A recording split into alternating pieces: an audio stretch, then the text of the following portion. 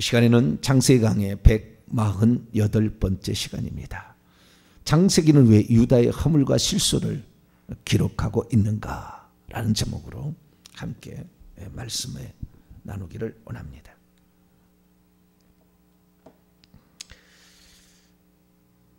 요셉이 애굽 사람, 애굽 왕의 친위 대장 보디발에게 팔려갔다. 이것이 37장의 끝입니다. 그리고 38장 1절에는 보디발이 그 요셉을 샀다. 그러니까 반드시 37장에서 39장으로 이렇게 연결돼야 되는데 중간에 하나가 끼인 게 하나 나온 거죠. 이게 38장의 이야기입니다. 38장의 이야기는 한순간을 기록한 게 아니죠.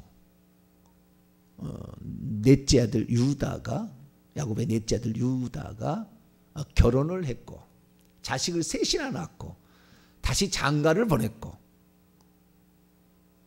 그런데 첫째 아들 둘째 아들 죽고 셋째 아들이 어려서 장성하기를 기다렸다가 장성했는데도 얼마나 많은 시간이 흘러갔겠어요? 요약판입니다. 아시겠죠?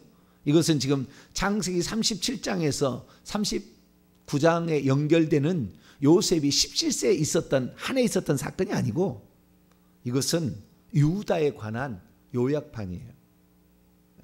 그래서 지금 요셉하고 유다하고는 그렇게 나이 차이가 별로 안 나요.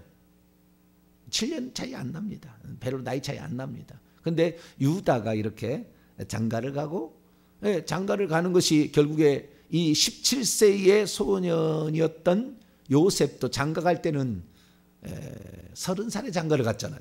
22년, 23년이 지난 다음에. 그러니까 최소한 20년이 지나고 더 흘러갔을, 많은 시간이 흘러갔으리라고 추정이 되는 그 시간에 있었던 사건을 뭉뚱그려 가지고 이렇게 한꺼번에 지금 보도하고 있다. 이렇게 보셔야 됩니다. 그러면은 얘 왜 유다, 야곱의 형제들이 12명이 있는데 왜 유다를 이렇게 여기다 집어넣었을까요?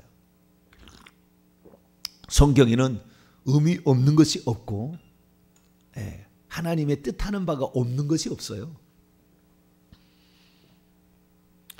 우리가 이제 그 후대의 역사를 압니다마는 메시아의 조상의 역사는 유다로 갑니다. 루벤이 틀렸고 시므온 레위가 틀렸잖아요. 루벤은 소모 비라고 그 근친 상간에서 떨어져 나가고, 그 다음에 시므온과 레위는 너무 잔인하게, 타 족속이지만 너무 잔인하게 이렇게 사람을 죽여서 폭력의 기계였다. 야곱이 그렇게 얘기하잖아요. 그래서 그건 아니다. 폭력적인 사람은 하나님께 쓰임받지 못해요. 자, 우리가 이렇게 두 개, 세 개 다 날아갔어요. 그래서 넷째 아들이 유다예요. 근데 제가 유다에 대해서 또 한편은 나중에 또 설교를 하겠지만, 유다가 결국에 이 메시아의 조상, 언약 계승자의 가장 중요한 뼈대가 될 수 있었던 것은 영적인 계보입니다. 그가 이 요셉이 죽는데 살리는데 결정적인 영향을 하고, 나중에 가족을 기근에서 구출하며 그 다음에 형제 A를 발휘하게 만들었던 가장 중요한 역할을 감당했기 때문에, 그래서 장자로서 충분히 자격이 있다라고 되어져서 나중에 장자로 야곱이 죽기 전에 축복을 하는 거예요. 너의 후손 가운데 왕이 나올 것이고 메시아가 나올 것이다, 실로가 나올 거다, 이런 얘기를 나중에 합니다. 그래서 이 유다가 장자, 영적 계승의 장자가 되는 거죠. 요셉은 영적 계승의 장자가 아닙니다. 그러니까 그 후손으로 이어지는 게 아니라고요. 그러니까 이 요셉의 생애를 보게 되면 그 요셉은 이 땅의 그 어떤 축복의 2배의 축복을 받는, 그러한 그 땅의 지경을 축복을 받는 그쪽 계열의 장자로 표현이 되는 것입니다. 그래서 언약 계승자에게 그렇게 요셉을 안 가요. 그러나 요셉에게도 이 땅에서 장자처럼 기록이 되기 때문에 그의 아들 에브라임과 므낫세가 북이스라엘을 다른 말로 표현할 때 에브라임이라고 합니다. 에브라임아 돌아오라, 막 회개하라, 이렇게 하는 거예요. 북이스라엘의 장자가 누구예요? 요셉이었으니까. 그렇게 이제 요셉의 아들인 에브라임과 므낫세가 장자 노릇을 해서 북이스라엘의 장자 노릇을 그렇게 한다는 거예요. 근데 그 북이스라엘이고 정말 신앙의 영적 계보는 유다를 통해서 이루어지기 때문에 그 유다가 어떠한 자였는지를 표현을 하고 싶었던 거죠. 요셉은 요셉으로 끝날 사람이고 유다는 계속 이어져야 될 사람이잖아요. 그렇기 때문에 요셉은 야곱의 강한 자의 부분으로서 이긴 자의 대표적인 표상으로서 그가 등장을 하지만 유다도 마찬가지로 이긴 자예요. 그건 나중에 보게 되면 이게 다 역사를 보게 되면 그래서 그 유다도 영적 계승자였는데 그런데 유다도 위기 상황에 처할 때가 있었다는 거예요. 유다도 위기 상황이 있었다는 거예요. 그래서 그 위기 상황을 하나님께서 그 위기 상황 가운데서도 결국에 위기 상황을 건지기 위해서 하나님이 일하신 바가 무엇이었는가를 설명해 주려고 이 38장을 집어넣은 겁니다. 무슨 말이냐면 그동안에 아브라함은 자기의 뭐 가족들이 원래 있어가지고 뭐 사라가 아브라함의 그 이복 누이 동생이었다잖아요. 그 가족끼리 결혼한 거잖아요. 그래서 그렇게 그 가족들이 이렇게 살아 나왔지만 이삭을 낳아서 이삭의 아내를 구하기 위해서 리브가 그래서 늙은 종을 보내가지고 금은거리 가가지고 결국에 리브가를 구하게 하지 않습니까? 또 이삭도 결혼해서 자식을 낳는데 쌍둥이 낳는데 에서가 가나안 여인을 취하니까 이건 아니다 해가지고 야곱을 외삼촌 라반의 집에 보내면서 너는 우리 동족에 가서 우리 혈족에 가서 아내를 취하라 해서 결국에 라헬을 사랑했지만 레아부터 아내가 되는 바람에 실바 비라까지 다 종들까지 다 해서 4명의 부인을 얻은 거 아니에요? 결국에 그 모든 것들도 결국에 어떤 겁니까? 자기의 혈족에서 친족에서 신앙적 혈통을 아무래도 보존하기 위해 그가 더 낫다고 여긴 거죠. 가나안 사람은 처음부터 족속이 함 족속이고 외삼촌 그쪽은 다 셈 족속이기 때문에 피부색도 다르고 언어도 달랐다고 말이죠. 그러니까 그 혈족에서 어떤 그 마누라를 구해와서 신앙이 이방신을 섬기는 신앙으로 타락하지 않도록 하기 위한 하나님의 배려와 역사와 가르침에 따라 그것을 실행하기 위해서 얼마나 요셉의 아버지나 할아버지가 고생했냐 그 말이에요. 그런데 자 12명의 아들을 데려왔어요. 딸 디나하고 13명을 데려왔어요. 가나안 땅으로 왔습니다. 그런데 배우자를 그럼 어디서 구해왔나요? 야곱의 12아들 루벤부터 베냐민까지 마누라가 누구를 구했다는 말이 성경에 있어요 없어요? 안 나와요. 유다만 나와요. 우리는 추정을 하는 겁니다. 이걸 통하여서. 지금 유다는 어떤 사람을 구했습니까? 2절 보세요. 유다가 거기서 가나안 사람 수아라는 자의 딸을 데리고 들어가서 동침해서 엘과 오난과 셀라라는 세 아들을 낳았다 이렇게 말하고 있고 이 첫 장자 엘이 장자가 나이가 들어서 결혼할 때가 됐는데 또 6절에 보니까 엘을 위하여 여자를 데려와서 며느리를 삼는데 그 다말은 어떤 사람이요? 그 가나안 사람을 또 데려와서 아내를 삼았다 이렇게 되잖아요. 그러니까 루벤부터 베냐민까지 다 누구를 여자로 취한 거예요? 다 며느리를? 야곱이다? 가나안 사람을 취한 거예요. 왜? 없잖아요 사람이. 12명의 아들을 다 어떻게 그러니까 이 루벤이 서모 비라와 간통을 저지른 것도 결혼을 할 사람이 없어서 늦춰지니까 욕구를 이기지 못하고 그랬으라고 추정이 됩니다. 여자가 없으니까. 그래서 그 서모 비라하고 간통을 저질렀으나 야곱이 루벤을 그때 한 말도 하지 않잖아요. 물론 그것이 큰 잘못이에요. 근친상간이니까. 그렇지만 그 루벤의 그래도 가장 큰 아들이니까 제일 장성했을 거 아니에요. 이 사건은 지금 이 창세기 38장은 예전에 제가 이 그 계대풍습에 관한 그 신약에 들어와서 1장에 마태복음 1장 1절에 여인이 있는데 4명의 여인이 총 5명의 여인이 나오는데 그 여인이 믿음의 그 언약 계승자의 메시아의 족보에 들어왔는데 그 중에 하나가 다말이었다라는 얘기를 가지고 제가 한 편의 설교를 했었어요. 그 설교를 들어보셔야 돼요. 그 설교 들어야 하는데 지금 이것은 왜 지금 여기에 지금 들어와 있는지 그 설명하는 거예요. 두 가지 의미가 있는데 첫 번째 의미는 지금 왜 하나님께서 이스라엘 민족을 애굽 땅으로 옮길 수밖에 없었느냐를 설명해 주려고 그러는 거예요. 왜? 가나안 땅에 놔두니까 며느리를 구할 사람이 없잖아요. 가족이 있었으면 있었는데 없잖아요. 없으니까 결국에 가나안 사람을 데려다가 아내로 다 취한 거죠. 12아들들이. 주장이 그렇습니다. 유다가 그런 거 보니까 언약 계승의 장자가 벌써 이랬다고 한다는 것은 지금 전체가 위험한 지경에 처했다는 거예요. 계속 놔두면은 또 며느리 또 구할 거면은 계속 가나안의 사람들을 데려올 거면은 이 가나안의 문화에 정착이 되면은 언약은 날아갈 거라는 위험성을 감지를 하나님이 한 거예요. 그래서 미리 요셉을 뽑아서 보내가지고 이스라엘 사람만 살 수 있는 지역을 따로 마련해서 섬처럼 만들어서 너희들 거기에서 신앙을 계보를 혈통적인 신앙과 신앙적 계보를 거기에서 이어가야 된다라는 것을 하나님이 하시려고 하는 거죠. 그래서 미리 요셉을 보내는 거예요. 이스라엘 사람이 따로 가서 살 이방 여인하고 결혼하지 아니하고 애굽 여인과 결혼하지 아니하고 니네들끼리만 고센 땅에서 살아서 니네들만 해서 신앙의 혈통을 유지하지. 그러지 않으면 지금 무너지고 있다. 야곱의 12아들이 지금 무너지고 있다. 유다도 지금 무너지고 있다 이거예요. 왜? 사람이 없으니까. 사람이 있으면 모르지만 마누라를 어디서 만들 수 없잖아요. 없으니까 어쩔 수 없어요. 그래서 없으니까 허용을 했다 그 말이에요. 허용은 한 거예요.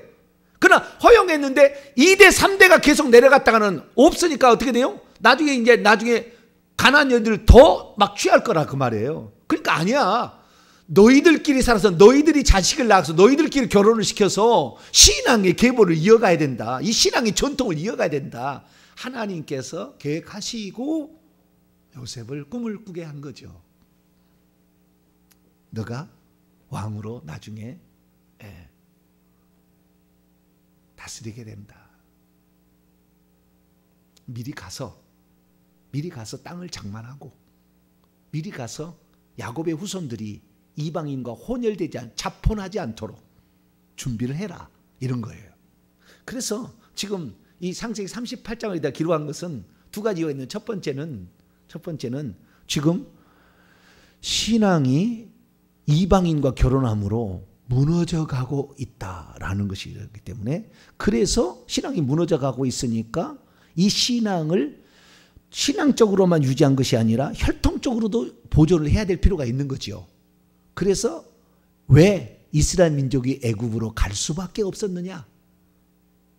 라는 것을 따로 이렇게 이방인하고 섞여 살 수 없는 지역으로 따로 고센 땅이라는 곳으로 갈 수밖에 없었느냐를 하나님이 설명해 주고 있습니다. 어제 제가 이 오후 찬 예배 때 그 북이스라엘의 남유다의 자폰의 역사를 그러니까 솔로몬이 이방 여인들을 이렇게 취해가지고 이방 신전을 지어줘서 나라가 완전히 망하게 생겨서 두동강이 났다. 근데 솔로몬이 잘한 것이 있어서 그 아들 때에 그런 일이 있고 뿐만 아니라 4대 왕 여호사밧도 아합과 이세벨의 딸인 아달랴를 며느리로 들어와서 그냥 4대가 그냥 쫄딱 망했다. 제가 그런 얘기를 어제 드렸지 않습니까? 그랬더니 어떤 사람이 질문을 달았어요. 요셉은 이방 여인하고 결혼하지 않았습니까? 제사장 보디베라의 딸 아스나 나중에 나올 거예요. 그럼 그건 어떻게 되는 것입니까? 이렇게 물어보더라고요. 그건 어떻게 됩니까? 여러분 우리가 어쩔 수 없는 것과 충분히 내가 준비하고 가르고 선택할 수 있는 건 상황이 다른 거예요. 딸들이 없잖아요. 결혼시킬 딸들이 없잖아요. 며느리 구할 사람이 없잖아요. 지금은 상황이. 그러니까 이건 어쩔 수 없이 하나님이 허용하는 거예요. 바람직한 건 아니에요. 그냥 허용은 하는 거예요. 허용은. 아시겠죠? 허용을 하지만 이 12아들이 어느 누구가 이방신을 쫓아간 사람이 있냐 그 말이에요. 단 한 사람도 없어요. 철저하게 그 신앙만큼은 혈통적인 것은 무너져가고 있었어요. 그래서 하나님이 혈통적인 것도 무너져가면 안 된다 해서 고센 땅으로 옮겨버리는 거예요. 그런데 혈통적으로 무너져가 있어도 신앙적으로 무너져가는 것은 하나도 없어요. 특별히 여기에서 지금 가나안 여자를 취했지만 그 신앙에 있어서만큼은 철두철미하게 야곱이 교육을 시킨 거예요. 그래가지고 그 신앙만큼은 절대 잃어버리지 않게 한 겁니다. 심지어 며느리로 들어온 이 며느리로 누가 들어왔냐면 다말이란 타마르죠. 영어로 보면 타마르, 원문으로 보면 타마르입니다. 타마르. 타마르는 종려나무란 뜻이에요. 타마르, 종려나무, 다말. 근데 종려나무라는 말은요, 예뻤다라는 것을 추정해 볼 수가 있어요. 좀, 예. 추정해 볼 수가 있는데, 어쨌든 그 예뻤는데 그 예쁜 것이 이 어떤 그 외모만 예쁜 것이 아니었어요. 왜냐하면은 그가 시집을 왔잖아요. 가나안 사람이었는데 시집을 왔잖아요. 딱 보니까 어떻게 돼요? 이 집의 장남이 영적 계보가 자기 시아버지요. 딱 보니까 와서 아시겠죠? 딱 보니까 눈치가 빨랐어요. 이 다말이 기생 라합이 눈치가 빠르잖아요. 내가 내 족속을 위하여서 이 정탐꾼을 고발할까? 아니면 정탐꾼을 살려줘서 내 가족을 살릴까? 머리가 빨리 돌아가야 돼. 이방 여인, 이방 여인, 여리고성의 이방 여인, 기생 이 라합도 머리가 이게 빠른 거예요. 머리가 빨리 돌아가는 거예요. 이 여자가 다말이라는 여자가 착 보니까 내가 시집 와서 보니까 이 집은 대가문이에요. 대가문. 12아들 대가문이 내린데 여중에 지금 장손이 누구예요? 자기 시아버지가 장손이에요. 그런데 엘이 자기 이제 남편이었잖아요. 예, 유다의 장자로서 엘이 하는데 7절을 보세요. 유다의 장자 엘이 여호와가 보시기에 악함으로 여호와께서 그를 뭔 죄를 지었는지 모르겠어요. 뭔 죄를 지었는지. 하나님께서 보시기에 악하다고 한다면 이방 여인들을 좋아해서 근데 그 여인이 이방 여인이 이방 신을 섬기도록 유혹할 수 있는 그러한 사람일 수도 있어요. 뭔지는 모르지만 하나님 보시기에 안 좋았다는 것은 그게 하나님 말고 다른 신 섬기라는 거 아니겠습니까? 그런 일들에 팔려 있는 거예요.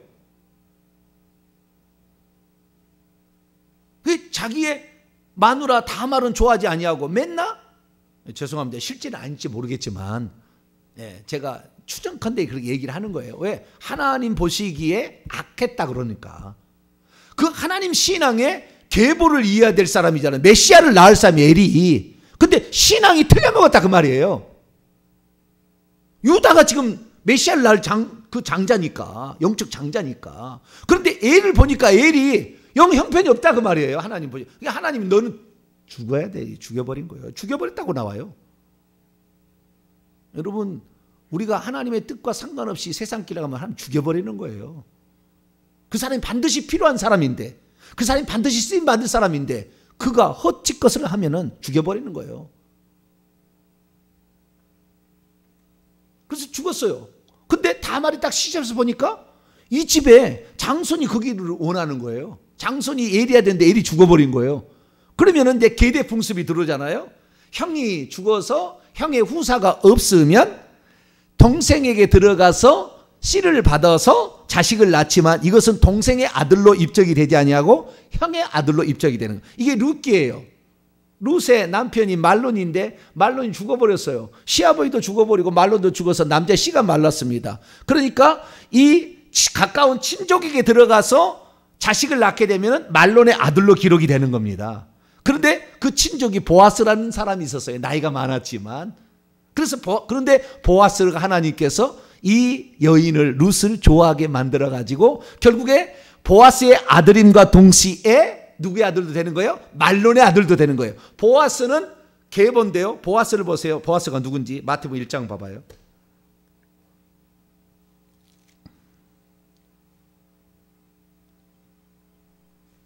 보아스가 누군지. 1장 5절입니다. 1장 5절 시작. 살몬은 라합에게서 보아스를 낳고 보아스는 룻에게서 오벳을 낳고, 이 보아스는 누구예요? 라합의 아들입니다. 기생 라합의 아들. 여기 보시라고 여기.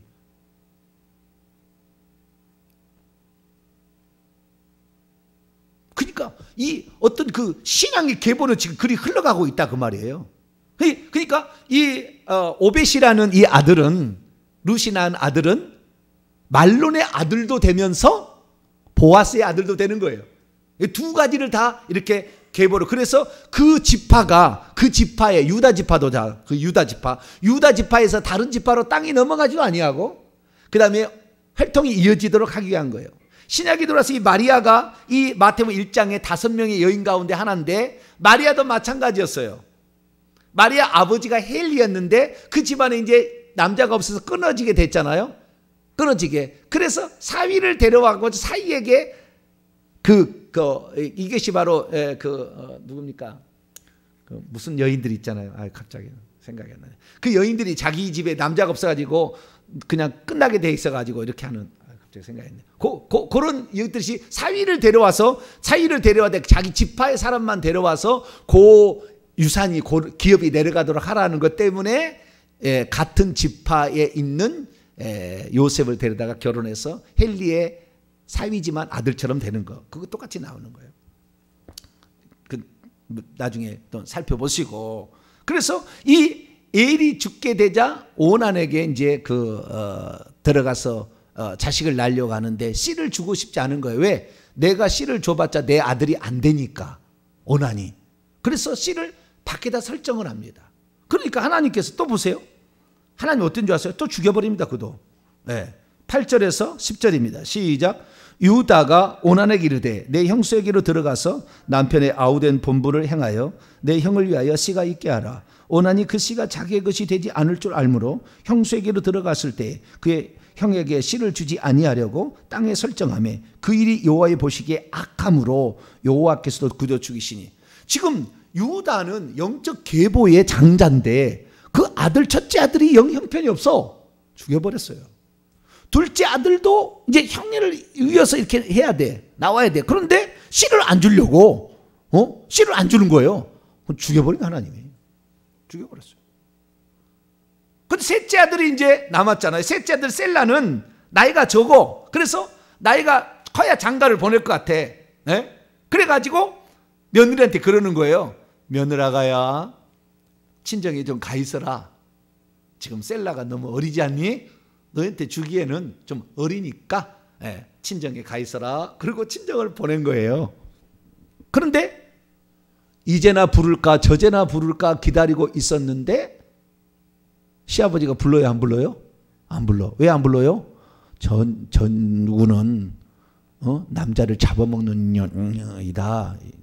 우리나라 말로 그런 말이 있어요. 제가 말은 함부로 못하겠는데 저 여자한테만 가면 다 죽는다는 거잖아요. 저 여자가 붙어버리면 다 죽는 거다는 거잖아요. 안 주려고 나이가 장성했는데도 안 불러. 시아버지가. 시아버지가 잘했어요? 못했어요? 네? 시아버지가 잘못한 거죠. 잘못한 거죠.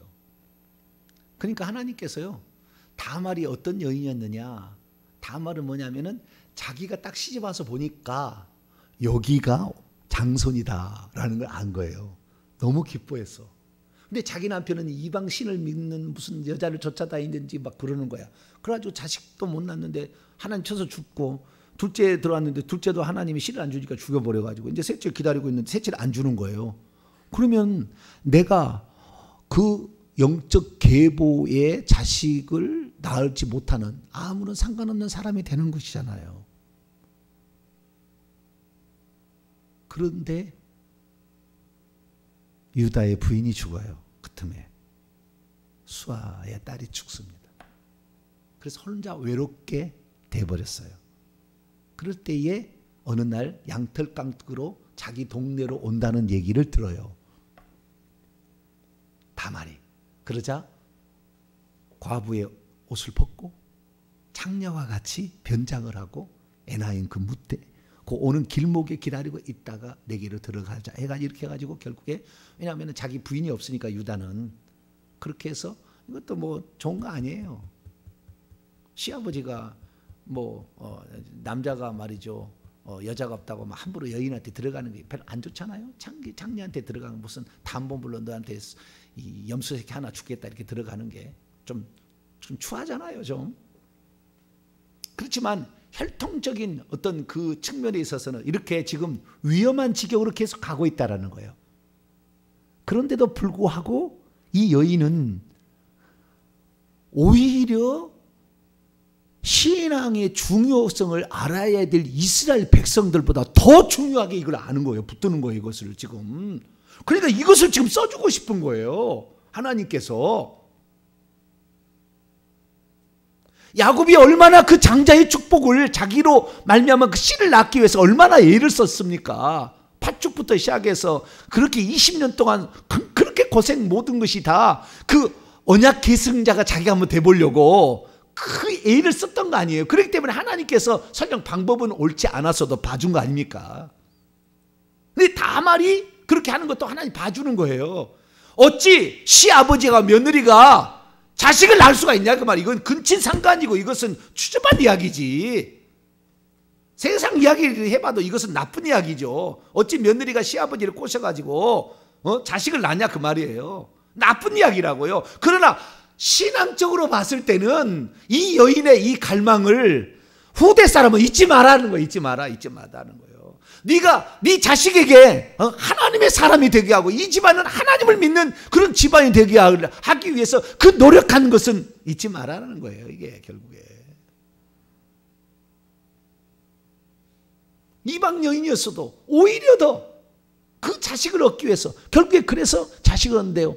쌍둥이가 또 나와요. 쌍둥이를. 세상에 어떻게 그때가 탈 맞았는지 임신이 돼가지고 쌍둥이 3달 뒤에 보니까 임신됐다고 배가 부른다는 얘기가 들어가서 이것이 그 어디서 그냥 간음을 해 죽여버려야 되겠다. 불태워버리라고 그래요. 불태워버리라고 시아버지가. 자기가 한 일은 좀 창피하는데 왜 며느리한테 가혹할까? 근데 며느리가 뭐라고 하냐면은 끌려가면서 이 남자가 나를 그때 품어가지고 자식을 낳습니다라고 도장하고 끈하고 또 뭐죠? 지팡이. 예. 양떼 치는 지팡이겠죠. 지팡이 이걸 내놓는 거예요. 그때 유다가 하는 얘기 보세요. 26절. 유다가 그것들을 알아보고 이르되 그녀는 나보다 의롭다. 왜냐하면 내가 그녀를 내 아들 셀라에게 주지 않았기 때문이다. 왜? 이 여자는 사람 죽이는 여자라 생각했기 때문에 안 줬다는 거예요. 그러나 이 여자가 진짜 그 계보를 잇기 위한 그 노력을 한 데 있어서는 바르다. 이렇게 평가를 나중에 해줬다는 거죠. 그래서 결국에 계보를 보게 되면은 뭡니까? 다말이라는 이 여자가 유다에게서 베레스와 세라를 낳고라 하는 말이 족보에 나오는 거예요. 다말은 유다에게서 베레스와 세라를 낳고 쌍둥이를 낳았다. 이렇게 이게 기록을 메시아의 족보에 오르는 직접적인 조상이 된 거죠. 베레스의 아들로 예수님이 나오니까 나중에. 그래서 이 두 가지 사실입니다. 첫 번째는 이방 여인들하고 결혼을 함으로 말미암아 어쩔 수 없는 거예요. 요셉이 어쩔 수 없었어요. 그리고 영적 계보를 이을 때가 아니잖아요. 그리고 어떻게 신앙을 했는지 그의 아들 에브라임과 므낫세를 얼마나 신앙교육을 잘 시켰습니까? 신앙적 이름도 지어주고. 그렇기 때문에 아스낫을 취했다고 무조건 비난할 수는 없어요. 어쩔 수 없는 상황이 있는 거예요. 그것은 용납되는, 바람직한 건 아니지만 용납되는 상황이 있어요. 그러니까 그 아들의 신앙을 보게 되는데 이 신앙이 이렇게 이방 혼 결혼으로 자폰으로 말미암아 위험지경에 처해 있었다. 그래서 옮길 수밖에 없었다는 것과 그 과정 속도 이방 여인이었지만 신앙을 지키기 위한 이런 몸부림이 신앙을 자기가 갖고 그 신앙을 내려가기 위한. 그래서 룻도 마찬가지잖아요. 룻도 자기 모압신 섬겨야지. 왜 시어머니 따라가? 근데 당신의 하나님이 나의 하나님을 나는 섬기고 싶다 그런 거 아니에요. 그 신앙을 따라서 온 거 아니에요. 그러니까 보아스라는 그 선한 사람을 만나서 결국 결혼하게 만들어준다 하나님이. 여호와의 그늘 아래 들어온 너를 하나님이 긍휼히 여기시지 않겠느냐 이렇게 얘기하는 거예요. 그 전부 신앙이라고요. 룻이나 기생 라합이나 이 다말이나 전부 다 신앙이라고요. 결국에. 그래서 우리가 오늘 이 신앙을 유지하기 위해서 몸부림을 쳐야 된다. 어떤 것은 바람직하지 않는 방법도 있을 수도 있으나 그게 중요한 게 아니다. 하나님께서는 이렇게 말씀하시는 거예요. 우리의 신앙을 유지하기 위해서 코로나의 어려운 사태 있습니다. 때로는 어떤 이 목사 그 보니까요 마스크는 뭐 하든지 뭐 이제 비대면 하라니까 뭐 여기다가 또 저런 저 이거 뭐 치고 또 뭐 하라고 뭐 공문이 내려왔는데 그까지 관여하겠습니까마는 어쨌든 우리의 그 신앙을 유지하기 위해서는 몸부림을 쳐야 된다. 꼭 기억하시기 바랍니다. 기도합니다. 거룩하신 하나님, 창세기 38장을 통하여 주님이 우리에게 말씀하신 바를 듣습니다.